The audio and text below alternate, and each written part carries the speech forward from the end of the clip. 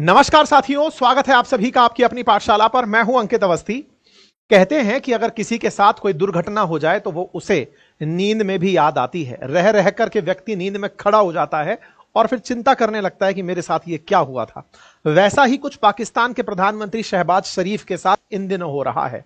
शहबाज शरीफ हाल ही में ब्रह्मोस के उस सच सपने से बाहर निकलकर दुनिया में घूम रहे हैं जो इन्होंने अभी आंखों के सामने देखा सपने जैसा ही था। उन्हें उनके लिए एक बुरा सपना जरूर था कि भारत की ब्रह्मोस ने पाकिस्तान को छलनी किया था, लेकिन अब ये खुद से ये बात स्वीकारने लगे हैं और पब्लिक के अंदर जाकर ये कहने लगे हैं कि हमको ब्रह्मोस नहीं मारा था। बाय द वे, ब्रह्मोस को इस बात की शाबाशी। एक बार गलती से हमारी ब्रह्मोस पाकिस्तान में गई थी तो दुनिया भर से ऑर्डर आने लगे थे। अभी रियल में ब्रह्मोस गई है तो बहुत सारे देश अपना ऑर्डर प्लेस कर चुके हैं। ऑपरेशन सिंदूर के बाद दुनिया कुछ और करती है। भारत ने ब्रह्मोस का प्लांट डाल दिया है कि दुनिया वालों आओ और हमसे ब्रह्मोस पैक करा के ले जाओ। बढ़िया ऑर्डर मिल रहे हैं। साल भर के हिसाब से 100 से 150 मिसाइल हम बनाकर अब डिलीवर करने की स्थिति में होंगे। ऐसी तैयारियां चल रही हैं। खैर, इन सब बातों पर विस्तार से चर्चा करेंगे, लेकिन पाक प्रधानमंत्री शहबाज शरीफ के इस स्टेटमेंट की चर्चा आज के सेशन में कर लेते हैं, जो कि फिलहाल हेडलाइन बना हुआ है कि शहबाज शरीफ कह रहे हैं कि हम हमला करने ही वाले थे कि हम पर हमला हो गया और ब्रह्मोस ने हमें छलनी कर दिया। इन्होंने अपनी तरफ से बताया कि सुबह 10 बजे 10 मई के दिन की बात है, सुबह की नमाज के बाद हम हमला करने की तैयारी कर रहे थे, लेकिन पहले ही ब्रह्मोस मिसाइल रावलपिंडी एयरपोर्ट समेत पाकिस्तान के कई ठिकानों पर हमला कर दी। इन्होंने जो कहा वो यहां पर चलता हुआ सुनाया जा सकता है।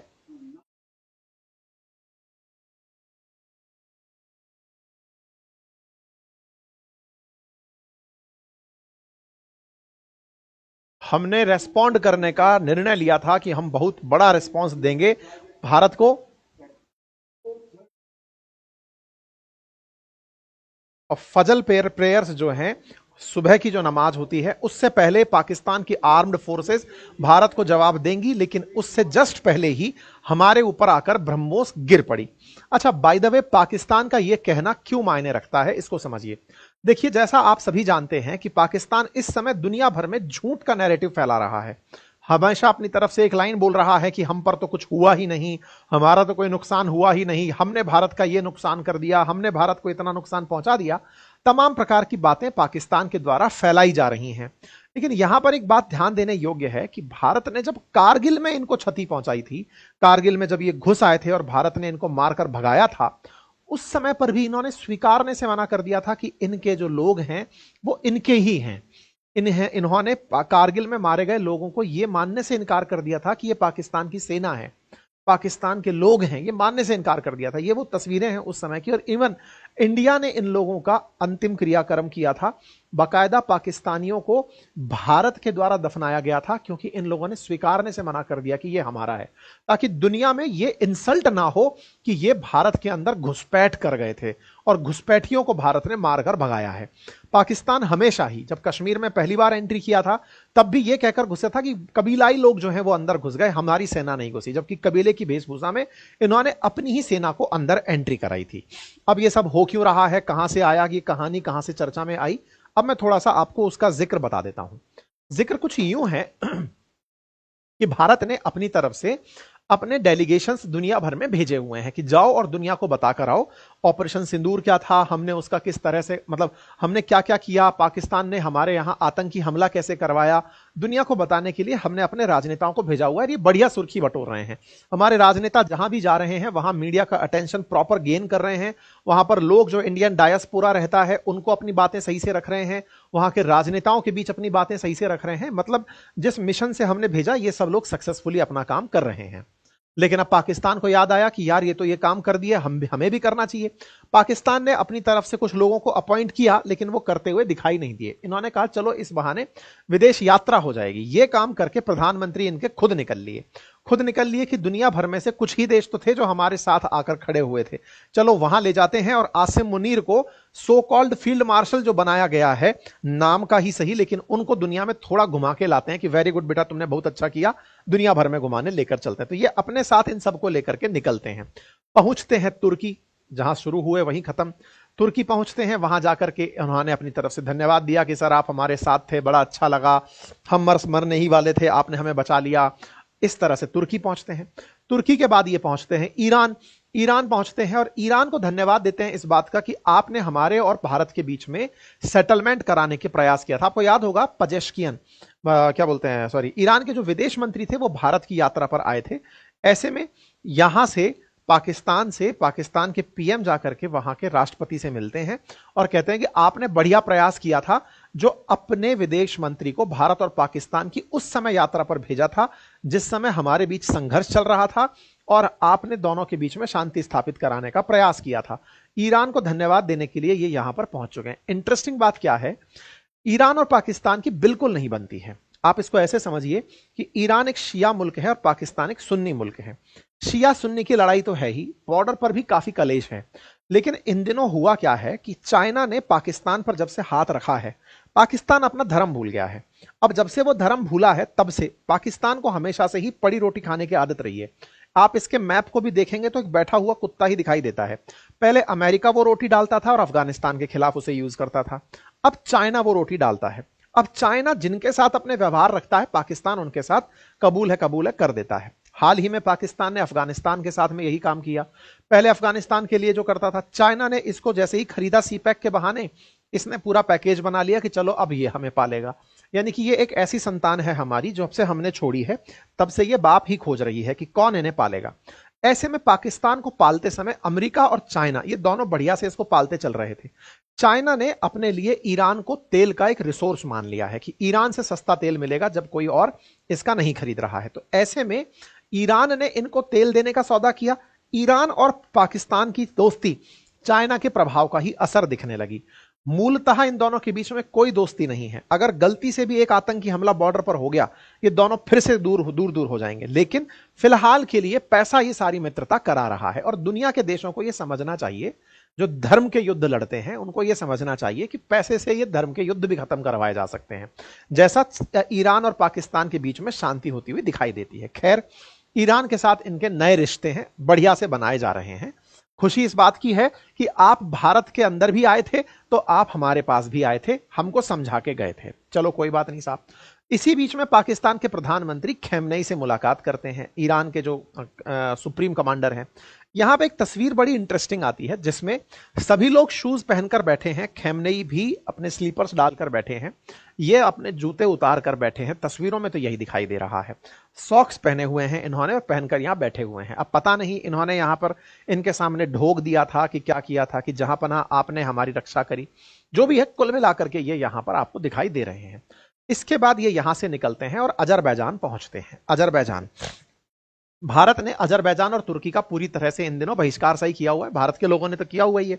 ये अजरबैजान पहुंचते हैं और अजरबैजान में क्या कहानी हो रही है ना कि अजरबैजान के साथ में कन्फ्लिक्ट चलता है अर्मेनिया का।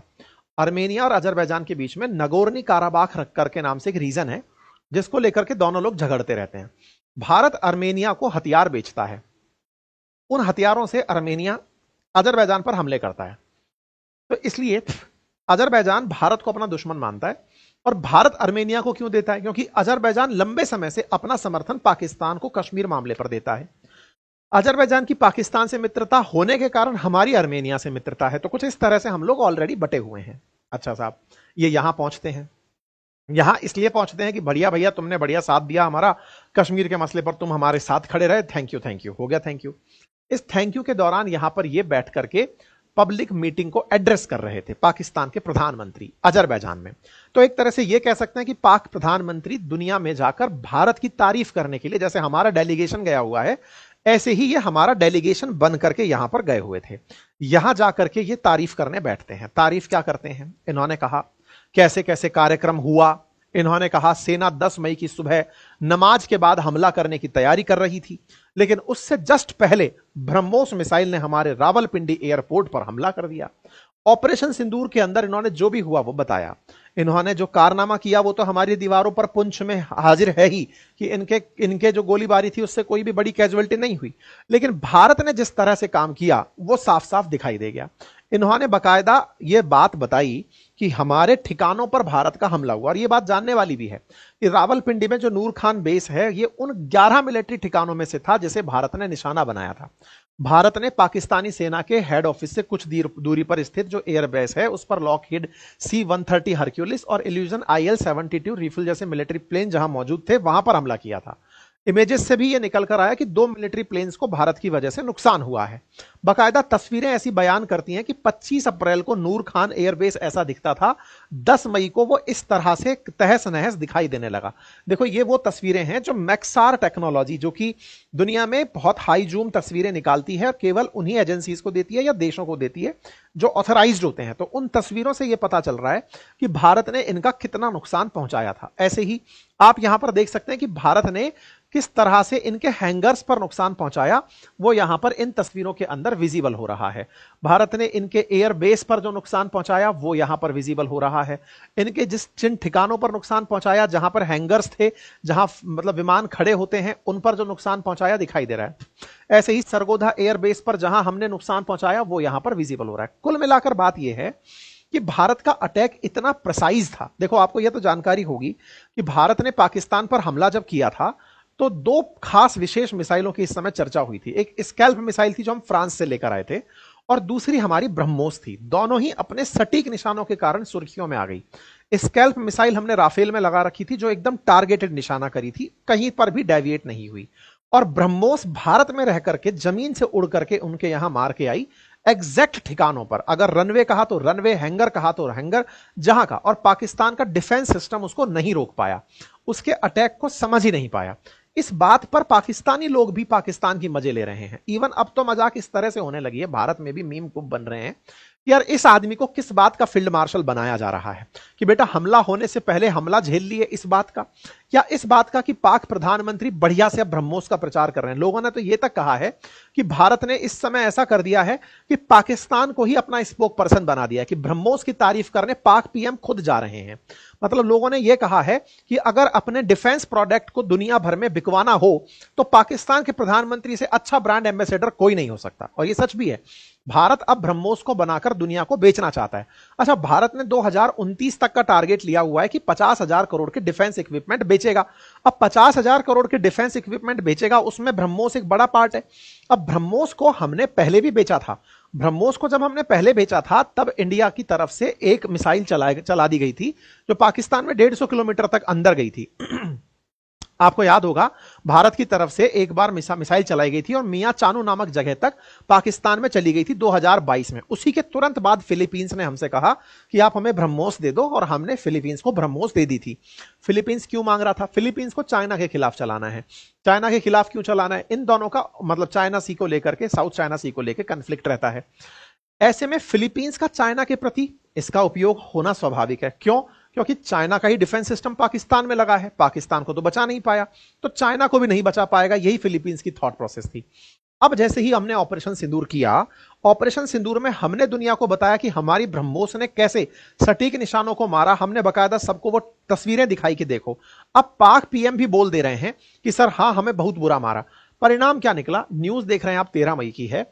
17 देशों ने भारत से ब्रह्मोस मिसाइल मांगी है कि साहब हमें ब्रह्मोस मिसाइल दे दो। ब्रह्मोस की इतनी सुर्खियां आ गई।